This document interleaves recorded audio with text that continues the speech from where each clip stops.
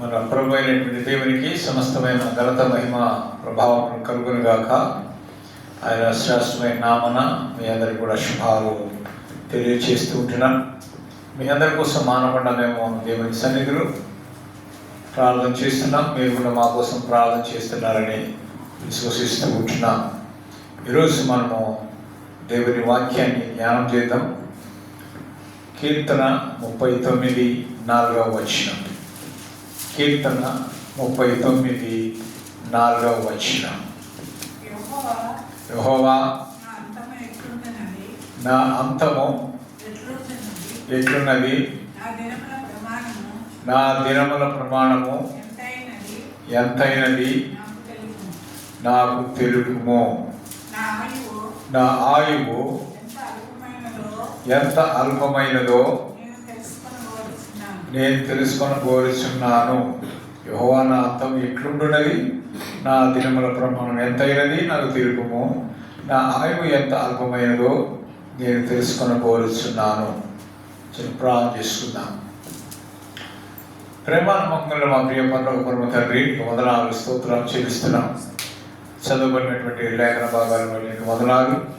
ఈ లేఖన భాగముల ద్వారా మీరు మాతో మాట్లాడి మహిమాగత ప్రభావం పొందుకోమని, అలాగనే నాయన మరి వాక్యం ద్వారా మేము మా జీవితాన్ని సరి చేసుకోవటానికి మీ కృప చూపించమని యేసు నామమున ప్రార్థించి వేడుకుంటున్నాము తండ్రి, ఆమేన్. ప్రియమైన దేవుని బిడ్డలారా, ఇప్పుడు చదువుకున్నటువంటి వాక్య భాగములో కీర్తనకారుడు అంటున్నాడు, ఏమంటున్నాడు? ఆ వచనములో నా ఆయువు ఎంత అల్పమై ఉన్నదో అంటున్నాడు కదండి. ఎంత చిన్నదైనది అని చెప్పేసి ఆయన అంటూ ఉంటున్నాడు. అంటే ఒక రకంగా చెప్పాలంటే మనుషుని యొక్క ఆయుష్ చాలా కొద్దిది, చిన్నది అని మనం తెలుసుకోవాలి.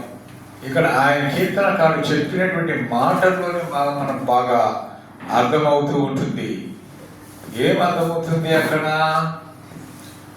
నా అంతం ఎట్లుంటున్నది, అంతం ఎలాగుంది, ముగింపు ఎలాగుంది, ఏ విధంగా నా యొక్క జీవితాన్ని నేను ముగించబోతున్నాను అంటూ ఒక ప్రశ్న వేసినట్టుగా, అంతేకాకుండా నా దినముల ప్రమాణం ఎంతైనది, నేను ఎంతకాలంలో జీవిస్తాను అనే దాన్ని కూడా తెలుపని అడుగుతూ ఉంటున్నాడు. నా ఆయువు అంటే నా వయస్సు ఎంత అల్పమైనదో, ఎంత చిన్నదైనదో దాన్ని తెలుసుకోవాలని ఆశపడుతున్నాను అని అంటున్నాడు. అవును, నిజమే కదా. మనం ఈ జీవితము జీవిస్తూ ఉన్నప్పుడు మనం ఎంతకాలం జీవిస్తామో మనకు తెలియదు. చిరకాలం జీవిస్తామా? జీవించం కదా. మన జీవితం అంతా కూడా ఎటువంటిది అంటే గడ్డి పువ్వు వంటిది. ఇందాకనే వాక్యం చెప్తూ ఉన్నప్పుడు మనం విన్నాం, గడ్డిని పూరినటువంటిది. ఈ భూమి మీద 4 లక్షల రకాలైనటువంటి పూలు, పుష్పాలు ఉన్నాయన్నట్టుగా అంచనా. అయితే పువ్వు యొక్క ఆయుష్ ఎంతకాలం ఉంటుంది? కొంతసేపే కదా అది. అయితే పువ్వులో ఉండేటువంటి ఏ విధంగా అది నశించిపోతుంది అనే దాన్ని కొన్ని మాటలు మీ ముందు పెట్టాలని నేను ఆశపడుతున్నాను. మొట్టమొదటిగా మనం చూసినట్లయితే పువ్వు వాడిపోతుంది. అవునా కదా? పువ్వు వాడిపోతుంది. ఏ పువ్వు అయినా వికసించిన అంతలోనే కొంతసేపట్లోనే అది ఏమైపోతుంది? వాడిపోతుంది. నరుని ఆయుష్ కూడా అంతే. యోబు గ్రంథంలో 14వ అధ్యాయము 2వ వచనంలో యోబు ఏమంటాడు అంటే, యోబు గ్రంథం 14వ అధ్యాయం 2వ వచనం, పువ్వు వికసించినట్లు వాడు పెరిగి వాడిపోవును, నీడ కనపడకపోవునట్లు వాడు నిలువక పారిపోవును. చూసారండి, నరుని యొక్క ఆయుష్ కూడా ఇక్కడ ఎంతో పోల్చబడిందంటే గడ్డితో పోల్చబడినట్లుగా చూస్తూ ఉంటున్నాం. పువ్వు అంతలో వికసించి ఏ విధంగా మరి పెరిగి అంతలోనే వాడిపోతుందో, అలాగే పుష్పములాగానే మానవుని యొక్క జీవితము కూడా వికసించి పుట్టి పెరిగి అంతలోనే అతను ఏమైపోతాడు? వాడిపోయేటువంటి జీవితం కలిగినటువంటి వాడు. అయినా కానీ మానవుడు ఎందుకో కానీ ఈ లోకం మీద ఎంతో ఆశ కలిగి ఉంటాడు. ఆ ఆశతో ఏదో చేయాలని, ఏదో సాధించాలని, ఆ పేరు ప్రఖ్యాతుల కొరకు, ధనార్జన కోసమో, లేకపోతే ఆస్తిపాస్తుల కోసమో, వెండి బంగారాల కోసమో, కారు బంగళాల కోసమో, అలాగా ఇల్లు పొలాలు కొనుక్కోవాలను, ఈ విధమైనటువంటి ఆశలు కలిగి మానవుడు జీవిస్తున్నాడే కానీ తను చనిపోయినప్పుడు ఇవి తన వెంట రామని మాత్రము తెలుసుకోలేకపోతున్నాడు. బాగా చూస్తున్నారు కదా, చనిపోయినటువంటి వారు వాళ్ళని తీసుకుపోతూ ఉంటున్నప్పుడు సామాన్యంగా మరి క్రైస్తవులు ఏం పాట పాడతారు? పరదేశులము ప్రియులారా అంటారు. అంటే మన దేశం ఇది కాదు, మన పరదేశం. పోయేటప్పుడు ఏం చేస్తున్నారు? ఎంత ధనం ఉన్నా, ఎంత పేరు ప్రఖ్యాతులున్నా, ఏమున్నా కానీ తను వేసుకున్నటువంటి బట్టలు కానీ, తను వేసుకున్నటువంటి వెండి బంగారాలు కానీ ఏమైనా వెంట తీసుకుని వెళ్తాడా? ఒకవేళ అప్పుడు దాకా పెట్టినారే అనుకుందాం, సమాధి దగ్గరికి పోయి తర్వాత ఏం చేస్తారు? ఆ వెండి బంగారాలను తీసేసుకుంటారు. అవునా కాదా? కానీ ఆఖరికి ఏమొచ్చాడు? ఎట్లా వచ్చాడు? ఎట్లా పోయాడు? దిగంబరిగానే వచ్చాడు, దిగంబరిగానే పోతున్నాడు. కానీ దిగంబరిగా వచ్చి దిగంబరి పోతున్నాడని తెలిసి ఉండి కూడా, తన అంతం ఏ విధంగా ఉన్నాదో అని తెలిసి ఉండి కూడా, అంతలో వికసించే అంతలో వాడిపోయే గడిపో లాంటి జీవితం అని తెలిసి ఉండి కూడా ఏం చేస్తాడు అంటే తపన కలిగి, తాపత్రయం కలిగి ఉంటాడు. మరి ఎందుకు మనకైతే అర్థం కాదు, కానీ ఎవరి కోసమో దేనికోసమో ఈ ఆశ, కోరిక, తపన, ఆరాటం, పోరాటం, అంతే కదా. కానీ దాన్ని మానవుడు గుర్తించలేకపోతున్నాడు. అందుకనే మానవుని యొక్క ఆయుష్ దేంతో పోల్చబడిందంటే వాడిపోయే పువ్వు లాంటిది. రెండవ గుణము పోషకానికి ఏముంది అంటే అది ఎగిరిపోతుంది అంట. గాలికి ఎగిరిపోతుంది. గాలి వచ్చిందంటే ఎగిరిపోతుంది. యెషయా గ్రంథం 5వ అధ్యాయం 24వ వచనం. యెషయా గ్రంథం 5వ అధ్యాయం 24వ వచనం. గట్టి చదవాలి. సైన్యములకు అధిపత్యగు యెహోవా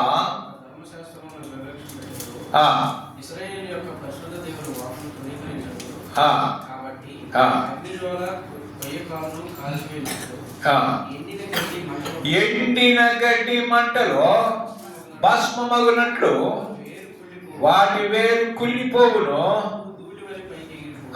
దూరి వలె పైకి ఎగిరిపోతుంది. అంటే ఎండిన గడ్డి, ఎండిపోయినటువంటి గడ్డి ఏమవుతుంది? మంట పెట్టినప్పుడు బూడిదైపోతుంది. భస్మం అయిపోతుందంటే ఏమవుతుంది? బూడిదైపోతుంది. మనుషులు చనిపోయిన తర్వాత కొంతమంది ఏం చేస్తారు? కాలుస్తారు. కాల్చిన తర్వాత ఏమవుతుంది? భస్మం అయిపోతుంది. అవును కదా, బూడిదైపోతుంది. కొన్నిసార్లు ఆ కాలుస్తున్నప్పుడు ఆ శవం పైకి లేస్తుంది. ఆ శవం పైకి లేస్తున్నప్పుడు అక్కడ ఉన్నటువంటి కాటి కాపులు ఏం చేస్తారు? అయ్యో పాపము, ఎంత మంచోడో పాపం, లేస్తున్నాడు, లేదు అని అనుకుంటాడా? నిర్దాక్షిణ్యంగా ఏం చేస్తాడు? కట్ట తీసుకోదాన్ని కొడతాడు. అంటే శవానికి ఏమీ లేదు, విలువ అనేది లేదు. అంటే మనిషికి ప్రాణము ఉన్నప్పుడే విలువ. మనిషి యొక్క ప్రాణం పోయిన తర్వాత ఎంత ప్రేమించే భార్య అయినా, భర్త అయినా, బిడ్డ అయినా, తల్లి అయినా, చెల్లి అయినా, అక్క అయినా, అన్న అయినా, ఎవరైనా కానీ ఏం చేస్తారు? కొంచెం సేపు కన్నీరు విడిస్తారు. ఆడదాకా తీసుకుపోయేదాకా ఏడుస్తారు. అందులో పెట్టిన తర్వాత వెంటనే అనుకుంటారు, ఈరోజు ఏం ఫంక్షన్ ఉంది, రేపు ఏముందక్క, రేపు ఏం చేద్దాం. అది ఈ ఆలోచనలు వచ్చి, అంటే అక్కడ ఉన్నంత వరకే ఆ వైరాగ్యం ఎంతవరకు ఉంటుంది అని అంటే సమాధి వరకు తీసుకొని పోయి పూడ్చిపెట్టేంత వరకు వైరాగ్యం ఉంటుంది. దాని తర్వాత ఆ స్థలము విడిచిపెడుతుంటే ఆ వైరాగ్యము పోతుంది కదండి. కనుక మరి మానవుని యొక్క జీవితం ఇటువంటిది, చనిపోయిన తర్వాత ఈ దేహం అంతా కూడా మంటలో ఏ విధంగా గడ్డి కాలిపోతుందో, మా వేరు కుళ్ళిపోతుందో, వేరు కుళ్ళిపోయి ఏమైపోతుంది, కాలిపోతే ఎగిరిపోతుంది. అదే మానవుని యొక్క జీవితంలో జరుగుతుంది. మనిషి చనిపోయినప్పుడు ఎక్కడ పెట్టబడతారు? సమాధి పెట్టెలో పెట్టి సమాధి చేస్తారు. సమాధి పెట్టబడతారు కదా. కొంతకాలానికి శరీరం ఏమైపోద్ది? కుళ్ళిపోద్ది. ఆ యొక్క పువ్వు యొక్క ఏ విధంగా కుళ్ళిపోతుందో దాని పేరు, అలాగనే మనిషి యొక్క శరీరం ఏమైపోతుంది? కుళ్ళిపోయేది, నశించిపోతుంది. మరి వారు పువ్వు దూడి వలె పైకి ఎగిరిపోతారు కదా. అలాగనే చనిపోయిన యొక్క వ్యక్తి యొక్క ఆత్మ ఎక్కడికి పోతుంది? తాను దయచేసిన దేవుని యొద్దకి వెళ్తుంది. అయితే ఒకటి మనం ఇక్కడ గమనించాలి ఏంటంటే, నీవు రక్షణ పొంది చివరి వరకు నీ విశ్వాసాన్ని, రక్షణను కాపాడుకుంటే చనిపోయిన తర్వాత పరలోకానికి వెళ్తావు. నీకు రక్షణ లేకుండా ఆ విధంగానే చనిపోతే ఎక్కడికి పోతావు? నరకానికి పోతారు. ఇది ప్రతి ఒక్కరు కూడా, భూమి మీద ఉన్నటువంటి ప్రతి ఒక్కరు కూడా గుర్తించుకోవలసినటువంటి విషయం ఏంటుంది.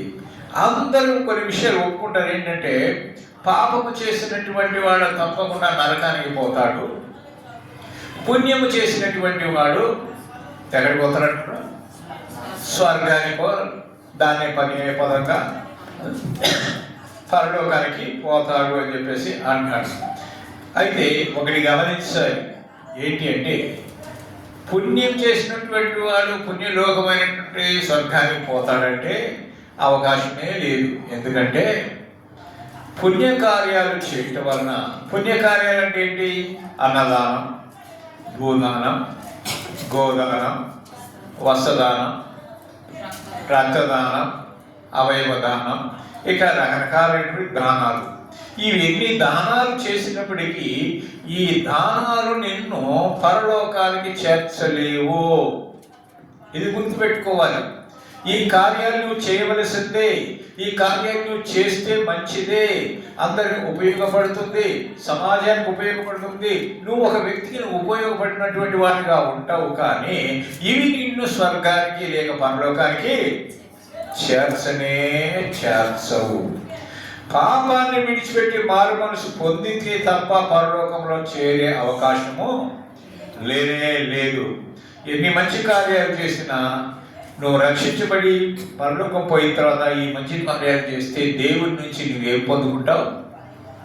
మంచి చేసేవని బహుమతులను పొందుకుంటావు. అంతేకాని మంచి కార్యాల వలన మనం పరలోక రాజ్యము చేరలేమనే దాన్ని స్పష్టంగా మనం గ్రహించవలసినటువంటి వారమై ఉంటున్నాం. మూడవదిగా ఈ యొక్క పుష్పం ఎలా ఉంటుందంటే లేకుండా పోతుంది.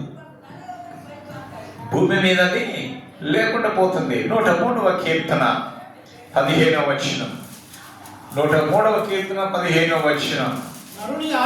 నరుని ఆయువు గడ్డి వలెనున్నది, అడవి పువ్వు పూయినట్లు వాడు పూయును, దాని మీద గాలి వీచగా అది లేకపోవును, ఆ మీదట దాని చోటు దాని ఎరుగదు. చూసారా, అది లేకపోనంటే అది ఎక్కడి నుంచి వచ్చిందో కూడా దానికి తెలియలేని యొక్క ప్రాంతానికి ఆ గాలికి ఎగిరిపోయేటువంటిదిగా ఉంటుంది. అవును, అది ఎగిరిపోతుంది. దానికి ఏమైనా తెలుస్తుందా? తెలియదు. ఎందుకంటే అది పువ్వు మాత్రమే. దానికి మనిషిలాగా జ్ఞానము కానీ ప్రాణాత్మలు కానీ పువ్వుకు లేవు. అంటే రక్త మాంసాలు వాటికి లేవు. మరి జ్ఞానాత్మలు, ప్రాణాత్మ, రక్త మాంసాలు ఎవరు కలిగి ఉన్నారు? మనుష్యుడు కలిగి ఉన్నాడు. కాబట్టి మనుషుడికి తెలుసు పరలోకం ఉందని తెలుసు, నరకం ఉందని తెలుసు, పాపం ఉందని తెలుసు, న్యాయం ఉందని తెలుసు, అసత్యం ఉన్నదని కూడా తెలుసు. అయితే పరలోకం నరకం ఉన్నదని తెలిసి ఉండి కూడా తన పాపంలోనే మ్రగిపోతూ ఉంటున్నాడు. రక్షించబడినటువంటి వాడు పరలోకం పోతాడని రక్షించబడినటువంటి వాడు నరకానికి పోతాడని తెలిసి కూడా మారని బ్రతుకు, మారని జీవితం, మారని ఆలోచన, మారని తలంపులు, మారని నడవడి ఎన్ని చెప్పినా విన్నటువంటి మారడు. ఎందుకు మారడు? ఆలోచించండి. చనిపోతే నీ సంగతి ఏంటి? నువ్వు ఎక్కడికి పోతావు? ఏ రోజైనా ఆలోచించేసావా? ఆలోచనే లేదు. ఎందుకు అనంటే వాడు లోకమును ప్రేమించి లోకాశలకు ఆకర్షితుడైపోయి లోకానుసారంగా జీవిస్తూ వాటినే అనుసరిస్తూ సత్యాన్ని తృణీకరించి తమ హృదయాలని కఠినపరుచుకుంటూ జీవితాన్ని పాడు చేసుకొని పాపంతో కూడినటువంటి కార్యాలు చేస్తూ నశించి నరకానికి పోతూ ఉన్నాడు. ఈ లోకములో ఉండి అనుభవిస్తున్నటువంటి ఇవే శాశ్వతం అనుకుంటూ, ఈ లోకమే శాశ్వతం అనుకుంటూ, తన కలిగినదే శాశ్వతం అనుకుంటూ జీవిస్తూ ఉన్నాడు. ఏదో ఒక రోజు వదిలిపెట్టుకోవాల్సిందే, ఇది శాశ్వతం కాదు అని వాడు గుర్తించలేకపోతున్నాడు. బ్రతుకు తెరువు కోసము వేరే ప్రాంతాలను ఇక్కడికి వస్తారు. ఇక్కడికి వచ్చిన తర్వాత, ఈ ప్రాంతంలోకి వచ్చిన తర్వాత కొంతకాలం ఇక్కడ పనులు చేసుకున్న తర్వాత పండగలకో పబ్బాలకో ఏమే ఉంటారా? వాళ్ళ సొంత ప్రాంతానికి పోతారు. ఇక్కడ ఉద్యోగం చేస్తున్న సేపు వారు రిటైర్ అయిపోయిన తర్వాత ఇక్కడనే ఉంటారా? లేదు, వాళ్ళ సొంత ఊర్లకు వెళ్ళి ఇల్లు కట్టుకోవాలని చూస్తారు. అలాగనే మానవుడు పరలోకము నుంచి ఇక్కడ దిగి వచ్చినటువంటి యేసు ప్రభు వారి చేత సృజించబడ్డారు కనుక మన లోకం ఏది అంటే పరలోకం. మన లోకం ఇది కాదు. ఇక్కడ కొంతకాలమే నటించే వారిగా మనం ఇక్కడ ఉంటున్నాం. మనకు దేవుడు ఇక్కడ అవకాశం ఇచ్చాడు. నీతిగా బ్రతకండి, భక్తిపరులుగా బ్రతకండి, ఇతరులకు మేలుకరంగా బ్రతకండి, మేలు చెయ్యండి, ఉపకారం చెయ్యండి అని దేవుడు మనల్ని ఈ లోకములో పెట్టాడు. ఈ లోకములు ఉంటూ ఈ మట్టి శరీరంలో ఉండి మనము దేవుని ఆరాధన చెయ్యాలని ఆయన ఆశపడుతున్నాడు. చుట్టుపక్కల వారికి ఆదర్శంగా ఉండాలని ఆయన ఆశపడుతున్నాడు. ఆయన ఎంతో భయభక్తి కలిగిన వారిగా జీవించాలని ఆయన ఆశపడుతున్నాడు. ఆ విధంగా ఉంటే దేవుడు మనల్ని ఆశీర్వదించి వర్ధిల్ల చేయాలని ఆశపడుతూ ఉన్నాడు. కానీ మానవుడు దేవుని ఆశను నిర్వీర్యం చేసి దేవుని ఆశను ఏం చేస్తున్నాడు? నిర్లక్ష్య పెట్టినటువంటి వాడై, తను లోకాశలకు లోబడినటువంటి వాడై లోకములో ఉన్న వాటిని ప్రేమిస్తున్నాడు. లోకములో సాతాడు చూపించే ప్రతి ఒక్క దానికి కూడా ఆకర్షితుడైపోయి పాపములో పడిపోతున్నాడు. ప్రేమ దేవుని బిడ్డలారా, మరి అలాగా నశించి నరకానికి పోతున్నాడు. ఎవరైతే ఈ సత్యాన్ని తెలుసుకుంటారో వారు సత్యమైనటువంటి యేసు క్రీస్తును తెలుసుకొని పాప క్షమాపణ పొంది తమ జీవితాలతో మార్పు చెందుతారో అప్పుడు వారు పరలోక సంబంధమైనటువంటి, భూ సంబంధమైనటువంటి లేక భౌతిక సంబంధమైనటువంటి శాంతిని, సమాధానాన్ని, ఆనందముని వారి హృదయములు వారు పొందుకుంటారు, అనుభవిస్తారు, దేవుని బిడ్డలుగా తీర్చబడతారు. అంతేకాకుండా పరలోక వాసులుగా అవుతారు. కనుక ప్రేమ దేవుని బిడ్డలారా, పువ్వు యొక్క జీవితం లేక పువ్వు ఎంతకాలం జీవిస్తుందో తెలుసుకుంటూ ఉన్నాం. నాలుగవదిగా పువ్వు ఏమైపోతుందంటే గతించిపోతుంది.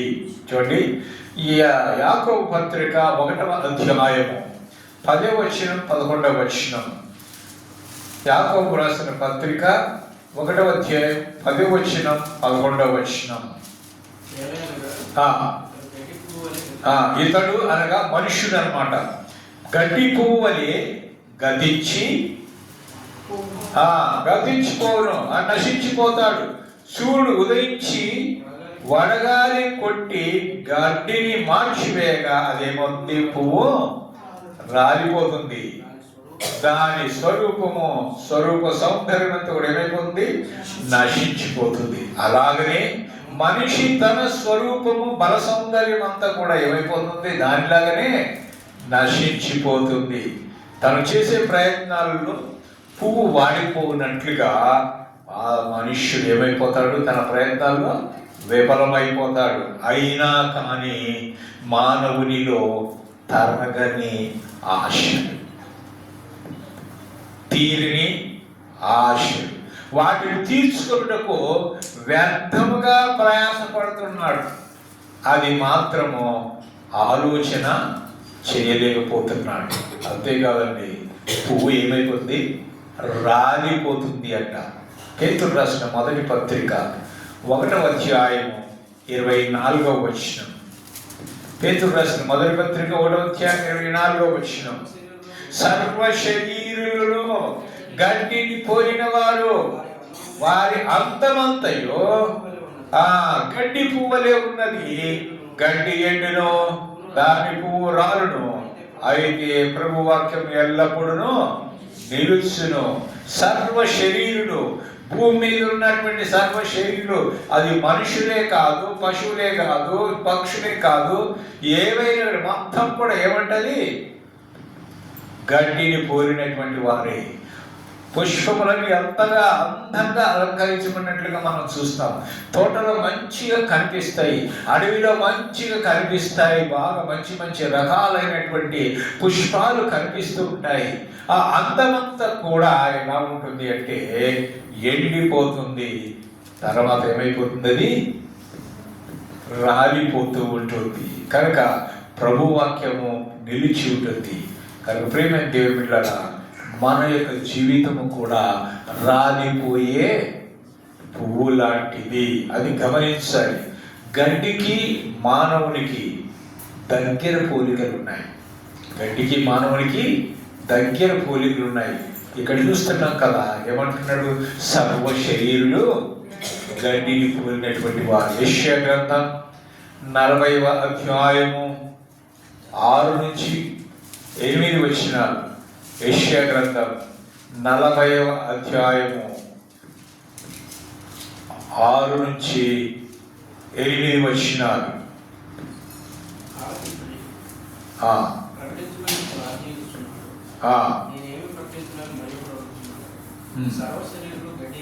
సర్వ శరీరులు గడ్డి అయి ఉన్నారు, వారి అంతమంతయు ఎట్లా ఉందంట? అడవి పువ్వులే ఉన్నది.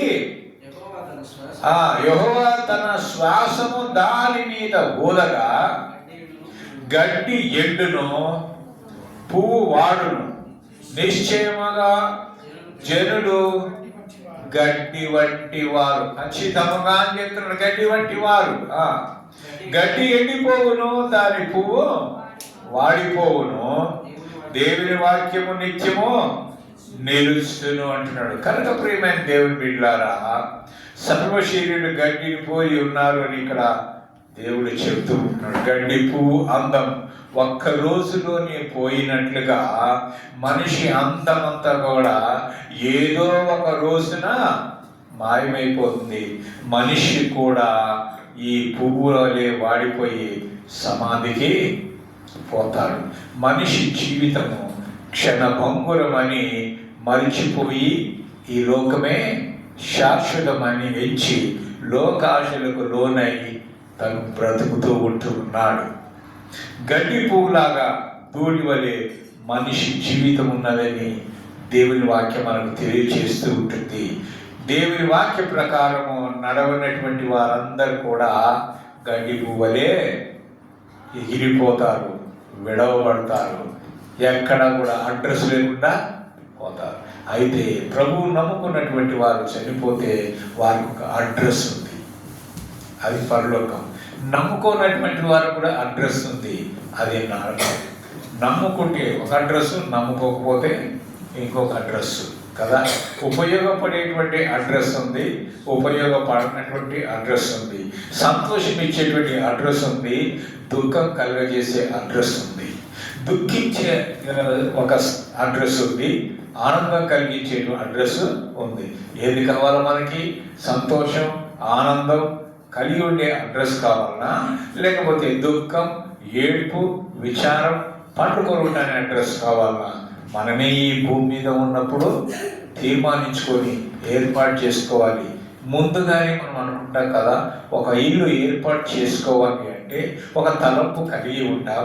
అంతేకాకుండా ఒక ప్లాన్ వేసుకుంటాం. కదా. ఇంటికి ఒక ప్లాన్ వేస్తాం కదా, అలాగనే మనకు ఒక ప్లాన్ ఉంటుంది. దేశాన్ని అభివృద్ధి చేసుకోవాలంటే దేశం ఏం చేస్తుంది, 5 years ప్లాన్ అని వేస్తూ ఉంటారు కదా. అలాగనే మనం కూడా మన యొక్క సంపాదన వచ్చినప్పుడు కొన్ని ప్లాన్లు వేసుకుంటాం. ఇంత డబ్బు దీనికి ఖర్చు పెట్టాలి, ఇంత డబ్బు దీనికి ఖర్చు పెట్టాలి, ఒక ప్లానింగ్ ఉంటుంది కదా. జీవితం ఒక ప్లాన్ ప్రకారం నడిపించుకోవాలని, కుటుంబం ఒక ప్లాన్ ప్రకారంగా ఉండాలి అని, కుటుంబం ఒక ప్లాన్ ప్రకారం అభివృద్ధిలోకి రావాలి అని ఆలోచన కలిగి ఉంటాం. కానీ ఈ లోక సంబంధమైన వాటి ప్రకారంగా మనం ఆ ప్లాన్ కలిగి ఉంటామే, మరి పరలోక సంబంధంగా మనకు ప్లాన్ ఎందుకు లేదు?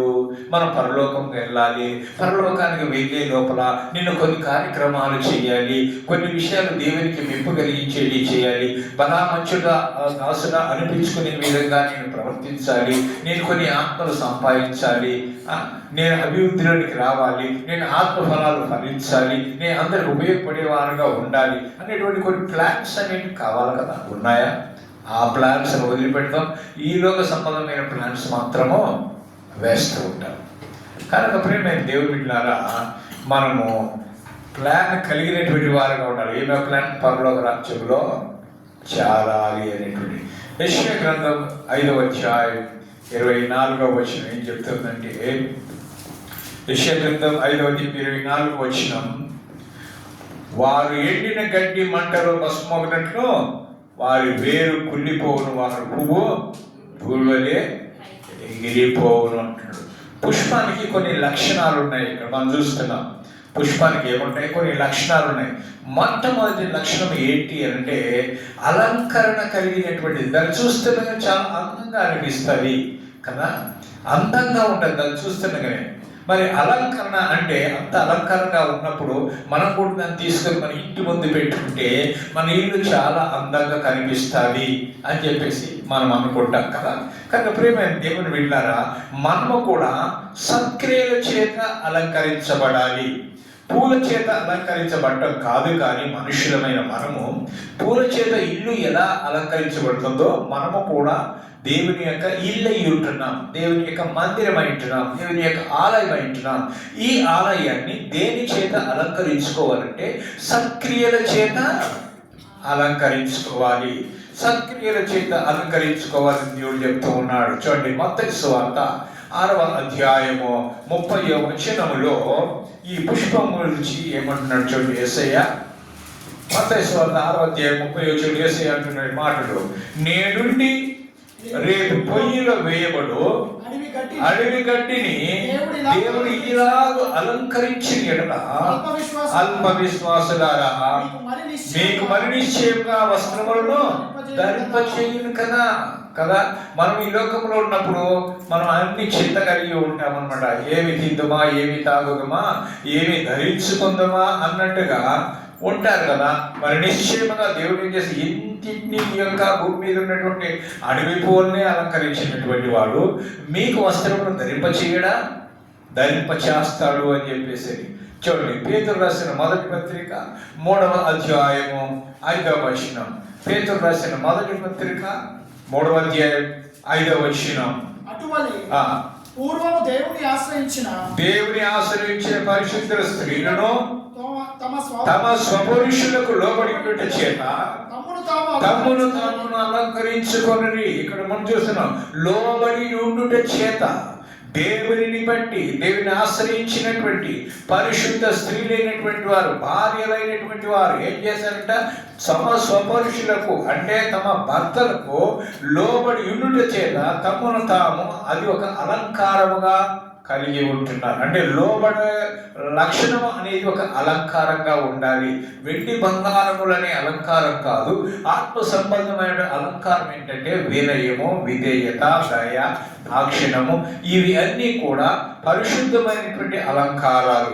ఇవి మనము ధరించే వారిగా ఉండాలి. అందుకనే మరి లోబడి ఉండే తమ్ముడు తాము ఆ స్త్రీలు అలంకరించుకున్నాడు. మొదటి అదే పత్రిక, మొదటి పేతురు పత్రిక 5వ అధ్యాయంలో 5వ వచనం, 5వ అధ్యాయం 5వ వచనం, మీరందరూ ఎదుటి వారి ఎడల దీన మనస్సు అనువస్త్రం ధరించుకొని మిమ్మల్ని మీరు ఏం చేయాలా? అలంకరించుకున్నది. దేవుడు అహంకారం ఎదిరించి దీనులకు కృపానుగ్రహించును అంటున్నాడు. ఏమంటున్నాడు? అక్కడ ఏమో లోబడేటువంటి మనస్సును అలంకరించుకోవాలి, ఇక్కడ ఏమంటున్నాడు? దీన మనస్సు అనేటువంటి దాన్ని అలంకరించుకోవాలి. కనుక పుష్పం ఏ విధంగా అలంకరణకు ఉపయోగపడుతుందో మనము కూడా అవి ఏ విధంగా అలంకరించడానికి ఉపయోగపడమే కాకుండా అది అలంకరణకు అందంగా కనిపించడానికి ఉపయోగిస్తామో మనము కూడా అలంకరణ కలిగినటువంటి వారంగా వెండి బంగారాల చేత కాదు, కానీ మరి పరిశుద్ధమైనటువంటి మరి దేవుని యొక్క లక్షణాలను, దేవుని యొక్క ఉద్దేశాలు కలిగినటువంటి వాటిని మనం ఏం కలిగి ఉండాలా? అలంకరణగా ధరించుకొని ఉండాలి. ఆ విధంగా ఉంటే దేవుడు మన ఎడల ఏమి చూపిస్తాడంట? కృపను చూపిస్తాడు.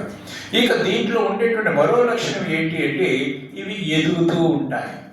ఇవి ఎదిగేటువంటి మనము కూడా అన్ని విషయాలలో ఎదిగేవారుగా ఉండాలి. పిల్లలు ఎదుగుతారు కదా, మనుషుల దయందు, జ్ఞానమందు, విద్య యందు, ఆరోగ్యమందు ఎదగాలని ఏ విధంగా మనం కోరుకుంటామో అలాగనే మనము అన్ని విషయాలలో కూడా మనం ఎదగాలని దేవుడు కోరుకుంటున్నాడు. మత్తయి సువార్త 6వ అధ్యాయము 28వ వచనములో ఏమంటున్నాడో చూడండి. యేసు ప్రభువు వారు మత్తయి సువార్త 6వ అధ్యాయం 28వ వచనం, వస్త్రముల గూర్చి మీరు చింతింపనేలా అడవి పూలు ఏలాగ ఎదుగుచున్నవో ఆలోచించుడి, అవి కష్టపడవు, వడకవు, అయినను తన సమస్త వైభవముతో కూడిన సొలొమోను సహితము వాటిలో ఒకదాని వలె ఆయనను అలంకరింపబడలేదు. అంటే అంత విలువ ఉన్నటువంటిది అన్నమాట.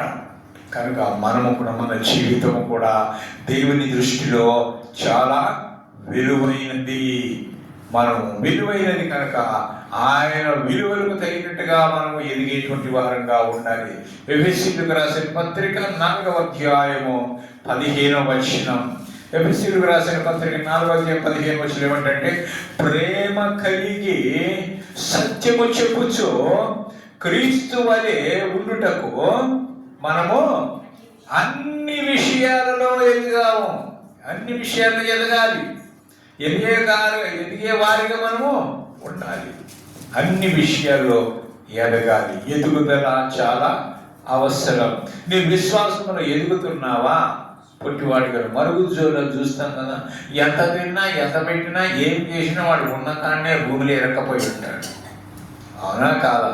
నేను వాళ్ళని విమర్శించడం కాదు, కానీ వాడి నైజం లేకపోతే ఆయన జీన్స్ ఆ విధంగా ఉన్నాయేమో, కానీ ఆ పొట్టివాడుగా ఉన్నాడు, కానీ వాడు ఎదగలేకపోతుందంటే తనలో జీన్స్లో ఏమో ఒక లోపం అనేది ఉంది. డాక్టర్ దగ్గరికి పోతారు, ఎందుకు మా పిల్లవాడు ఎదగలేకపోతున్నాడండి అని చెప్పి డాక్టర్ దగ్గరికి పోతే దానికి సరైన ట్రీట్మెంట్ ఇచ్చి వాళ్ళు ఎదగటానికి ఆ పోషక ఆహారాలు అవి తినండి, ఇవి తినండి అని పెట్టి ఆ ఎదగటానికి చూస్తారు. సామాన్యంగా వాడు 7th క్లాస్ వరకు చిన్నగానే ఉంటాడు. 7th క్లాస్ దాటి 10th క్లాస్ వచ్చే లోపల ఏమైపోయి చూసే లోపల ఎదిగిపోదు. నిన్న మొన్న మరి యశ్వంత్ చిన్నగా కనిపించాడు మాకు. ఇంత లోపల యశ్వంత్ ఏమయ్యాడు? పొడుగ్గైపోయాడు. వంశీ కూడా అంతే, మేము వీడికి వచ్చినప్పుడు చిన్నగా కనిపించాడు. అంత లోపల అంత కూడా ఏదైనా మాకుంది ఇంత కూడా తాక్షేట్లో వెళ్తుండు కదా. అంటే ఎదుగుదల కదా. అలాగనే శారీరకంగా ఎదుగుదల వేరే, ఆత్మీయంగా ఎదుగుదల వేరే. ఆత్మీయ శరీరంగా మీరు ఏ విధంగా పొట్టిదనంగా ఉన్నారో ఆత్మీయంగా పొట్టిదనంగా ఉన్నారంటే ఇంకా మీరు ఆత్మీయంగా ఎదగలేని పరిస్థితులు ఉన్నారు, ఇంకా బైబిల్ చదవలేని పరిస్థితి, ఇంకా ఆధ్యాత్మికంగా లోటు కలిగినటువంటి వారిగా ఉన్నారు, ఎదిగే పరిస్థితులు లేదు. కానీ దేవుడు అంటున్నాడు మీరు ఎదగాలి. వేసిన చెట్టును మనము మొక్క ఎదగకుండా చూసి ఏంద్ర ధాన్యం ఉన్నటువంటి ఇది ఎప్పుడు ఎదగాలా, ఎప్పుడు పూలు పోయాలా, ఎప్పుడు కాయలు కాయాలా అని చెప్పి అనుకుంటాం కదా. అలాగనే దేవుడు కూడా మనల్ని చూస్తాడు. ఏంటి నేను రక్షించి ఇతనికి ఇంత చేస్తే ఇతను ఇంకా ఉన్న స్థితిలో ఉన్నాడు, ఏంటి ఆత్మఫలాలు భరించడం లేదే అని చెప్పేసి అని దేవుడు బాధపడ్డా. ఫలించే ప్రతి చెట్టు కూడా నరకబడి అగ్నిలో వేయబడును. కనుక మనం ఫలించేవారుగా ఉండాలి, ఎదిగేవారుగా ఉండాలి. ఎదిగితే మనం ఫలిస్తాం. కనుక విశ్వాసంలో ఎదగాలి, దేవుని యందు విశ్వాసములు మనం ఎదిగేటువంటి వారుగా ఉండాలి. ప్రేమ కలిగి సత్యము చెప్తూ క్రీస్తు వలె ఉండుటకు అన్ని విషయాలలో మనము ఎదగాలి. ఈ యొక్క పుష్పం యొక్క 3వ లక్షణం ఏంటంటే పరిమళ వాసన కలిగింది. మంచి వాసన వస్తుందా లేదా? మంచి వాసన వస్తే ఏం చేస్తాం? ముక్కు కాడ పిలుచుకొని ఆగ్రహించి ఆహా ఎంత బాగుంది అని తీసి ఏం చేస్తాం? మనము ఇంటికి తీసుకొస్తాం, చెవులో పెట్టుకోం. ఇంటికి మనకు ఆ బిడ్డలకో బాలికో తెచ్చిచ్చి వాళ్ళ కొప్పులు పెట్టుకొని ఇస్తాం. అవునా కదా? వాసన, ఇల్లంతా కూడా సువాసన కలిగి ఉండాలని ఆశిస్తాం కదా. పుష్పము మంచి వాసన ఇస్తుంది, పరిమళ వాసన. మన జీవితము కూడా ఇతరులకు పుష్పము వాసన ఏ విధంగా మంచి వాసన ఇస్తుందో మన ప్రవర్తన ఇతరులకు అంత మేలుకరంగా, అంత ఆశీర్వాదకరంగా ఉండాలని దేవుడు ఆశిస్తూ ఉన్నాడు. మనం పరిమళించేటువంటి వారంగా ఉండాలి. మనం పరిమళించుట కోసమనే యేసు ప్రభు వారు తన్ను తాను అప్పగించుకున్నారట. చూడండి, ఎఫెసీయులకు రాసిన పత్రిక 5వ అధ్యాయము 2వ వచనం. ఎఫెసీయులకు రాసిన పత్రిక 5వ అధ్యాయము 2వ వచనం. క్రీస్తు మిమ్మల్ని ప్రేమించి పరిమళ వాసనగా ఉండుటకు మన కొరకు తన్ను తాను దేవునికి అర్పణంగాను బలిగాను అర్పించుకొనెను. అలాగనే మీరును ప్రేమ కలిగి నడుచుకొనుడి. చూసారా, మనల్ని ఎందుకు ఎంచుకున్నాడు దేవుడు? ఎందుకు మనల్ని ప్రేమించాడంటే పరిమళ వాసనగా ఉండుటకు. మరి పరిమళ వాసన ఉండేదాని బదులుగా మనం ఏం వాసన కలిగి ఉన్నాం? దుర్వాసన కలిగిన వారుగా ఉన్నామా? పరిమళ వాసనగా ఉన్నామా? పాపాలు కలిగిన జీవితం ఉంటే దుర్వాసన, పాపం లేనటువంటి జీవితం ఉంటే పరిమళ వాసన. మీలో ఏ వాసన ఉంటే మీకే తెలుసు. అవునా కాదా? సంకెత్తిట్టను పరిమళ వాసన వస్తుందని అప్పుడు కొట్టుకుంటారు. పరిమళ వాసన వస్తుందని కొట్టుకుంటారా? దుర్వాసన వస్తుందని కొట్టుకుంటారా? దుర్వాసన వస్తుందని దీని పరిమళ వాసన మార్చుకుంటారు. పోయేతోటి సెంట్ అది కొట్టుకుంటారు. దుర్వాసన రాకూడదు, మంచి వాసన రావాలని. ఆ వాసన బాగా భలే ఉంది. ఏ సెంట్ కొట్టేవా? ఏం పర్ఫ్యూమ్ యూజ్ చేసా చెప్పవా? నేను కూడా యూజ్ చేస్తాను, బాగుంది అంటే ఆ వాటర్కి ఎట్లా అట్రాక్ట్ అవుతున్నారో మన జీవితంలో, విశ్వాస జీవితంలో మనము ఇతరులను అట్రాక్ట్ చేసేటువంటి వారుగా ఉండాలి. మంచి వాసన ఇచ్చేటువంటి వారు. మన లక్షణాలు మంచి వాసన చూపిస్తాయి, మన ప్రవర్తన మంచి వాసన చూపిస్తాయి. కనుక ఆ విధంగా ఉండాలి. పువ్వు అనేకులను ఏం చేస్తుంది? ఆకర్షిస్తుంది. పోతున్నటువంటి తోట దగ్గర మంచి పూలు ఉన్నాయనుకో, అదేమనుకుంటే ఇష్టమంటే రేపు కొద్దిసేపు టైం పాస్ చేస్తామని కూర్చున్నాం, మంచి వాసన వస్తుంది, ఆహ్లాదకరంగా ఉంది, కొద్దిసేపు let us take rest here అని అనుకుంటారు. విసుగు నుంచి ఏం చేద్దాము? ఆ వాసన పీల్చుకొని అది యొక్క ఆహ్లాదంగా ఆ యొక్క పరిమళాన్ని ఆస్వాదించి వెళ్దాము అని చెప్పాను. అంటే అది ఏం చేస్తుందంటే పుష్పము దారిన పోయేటోళ్ళని కూడా ఏం చేస్తుంది? ఆకర్షిస్తుంది. అలాగే మనము కూడా ప్రభు వైపు ఆకర్షించే విధంగా ఉండాలి. అందరినీ కూడా, అనేకులను ఏం చేయాలి? మనము ఆకర్షించేవారుగా ఉండాలి. పుష్పము దేన్ని ఆకర్షిస్తుందండి? తేనెటీగల్ని, తూనీగల్ని, అవునా కదా, సీతాకోకల చీరకల్ని, ఇవన్నీ ఆకర్షిస్తుంది కదా. అది ఆకర్షించిందిగా అలాగనే మనము కూడా అన్యులైనటువంటి వారిని దేవుని వైపు ఆకర్షించాలి. మనం ఆకర్షించేవారుగా ఉన్నామా? వికర్షింపజేసేవారుగా ఉన్నామా? వికర్షింపజేయడం అంటే ఏంటి? ఆకర్షణకు ఆపోజిట్ వికర్షణ. అవునా కదా? అంటే వికర్షణ అంటే వ్యతిరేకం, తోలేసేది అంటాడు. ఆకర్షించేది విధంగా ఎలగొట్టేది అనమాట. ఆ విధంగా ఉండకూడదు, ఆకర్షించేటువంటి విధంగా మనం ఉండాలి.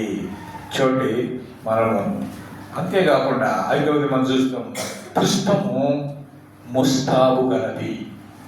పుష్పం ఎటువంటిదంట? ముస్తాబు, అది సిద్ధపడినటువంటిది. ఎలా సిద్ధపడినటువంటిది? మనము కూడా ప్రభు రాకడ వరకు మరి పరిశుద్ధమైన అలంకరణ కలిగి మనం సిద్ధపడి ఉండాలి. సంఘము సిద్ధపడి ఉండాలి. ప్రియ రక్షకుడైనటువంటి పెళ్లి కుమారుడు యేసుక్రీస్తు వారు రాబోతున్నారంటే సంఘం ఎట్లా ఉండాలా? తన్ను తాను అలంకరించుకొని, పెళ్లి కుమార్తె వలె అలంకరించుకొని సిద్ధపడి ఉండాలి. వ్యక్తిని తను అలంకరించుకోవడం కాదు, సంఘం అలంకరించుకోవడం అంటే రక్షణను కాపాడుకొని ఉండాలి, తమ విశ్వాసాన్ని కాపాడుకొని ఉండాలి. అది అన్నమాట. బయట ఏదో పెళ్లి కుమారుడు వస్తే ఈ లోక సంబంధంగా మన వస్త్రాలు ధరించుకొని అలంకరించుకోవటం కాదు. ఇది మంచి సుగుణాలతో మనము అలంకరించుకోవటం. కనుక పరిశుద్ధ అలంకరణ కలిగి సిద్ధపడి ఉండాలి. పేతురు రాసిన 2వ పత్రిక 3వ అధ్యాయం 12వ వచనం. పేతురు రాసిన 2వ పత్రిక 3వ అధ్యాయం 12వ వచనం. మనం ఆయన వాగ్దానమును బట్టి కొత్త ఆకాశముల కొరకును క్రొత్త భూమి కొరకును కనిపెట్టుచున్నాము. వాటి యందు ఏముంటదంట? నీతి నివసించును. కనుక ఆ కొత్త భూమిలో ప్రవేశించడానికి మనం రెడీ కావాలి అనమాట. ఆ కొత్త ఆకాశంలో ప్రవేశించడానికి మనం సిద్ధంగా ఉండాలి. యోహాను రాసిన మొదటి పత్రిక 2వ అధ్యాయము 28వ వచనం. యోహాను రాసిన మొదటి పత్రిక 2వ అధ్యాయం 28వ వచనం.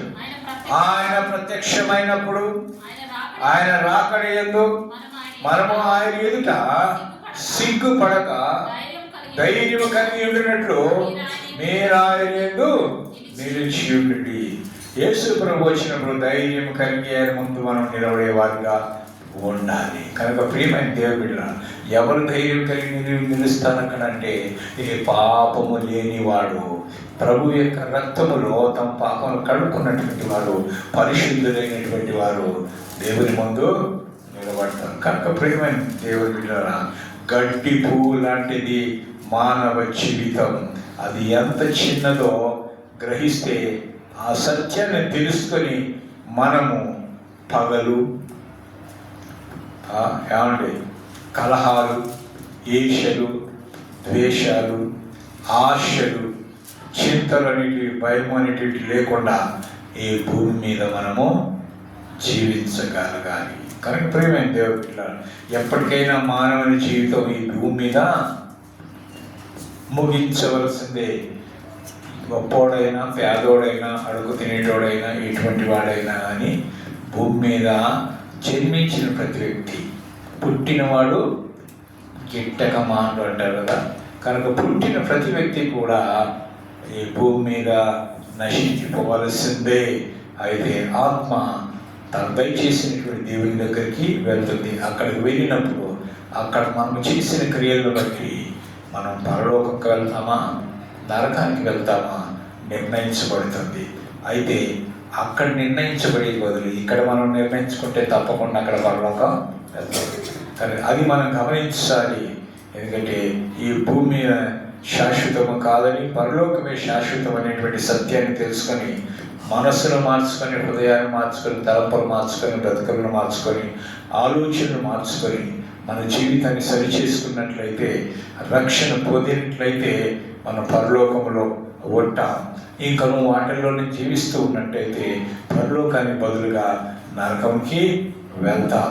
రక్షణ పొందిన వారు పరలోకం, రక్షణ లేని వారు పాపములోనే ఉండి నశించిపోతారు. కనుక రక్షణ పొందినటువంటి వారు ఎక్కడైనా ఏదైనా లోపాలు చేశారు. ఎందుకంటే మానవులు కాబట్టి రక్షణ పొందిన వారైనా, రక్షణ పొందని వారైనా కూడా తప్పిదారులు చేసే అవకాశాలు, తప్పిపోయే అవకాశాలు ఉంటాయి.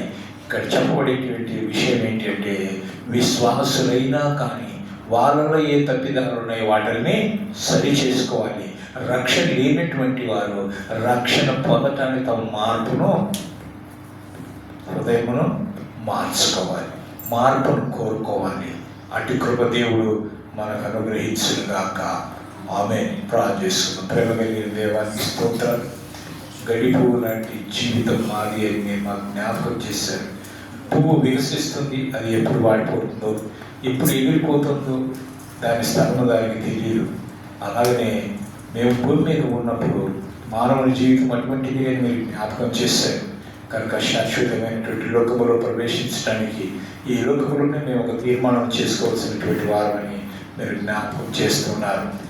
క్షణభంగురమైనటువంటి ఈ యొక్క లోకాశను మేము వదిలిపెట్టి పరలోక సంబంధమైనటువంటి ఆశ కలిగి పరలోకములు మేము చేరాలి, నిత్యమ రాజ్యములో మేము చేరాలి, రక్షకుడైన యేసుతో కలిసి మేము ఆనందించాలనేటువంటి ఆ యొక్క ఆశను, కోరికను ప్రతి ఒక్కరికి కలుగు చేసి మహింపగమని యేసు నామమున ప్రార్థించి వేడుకుంటున్నాము తండ్రి. ఆమేన్. ఆమేన్.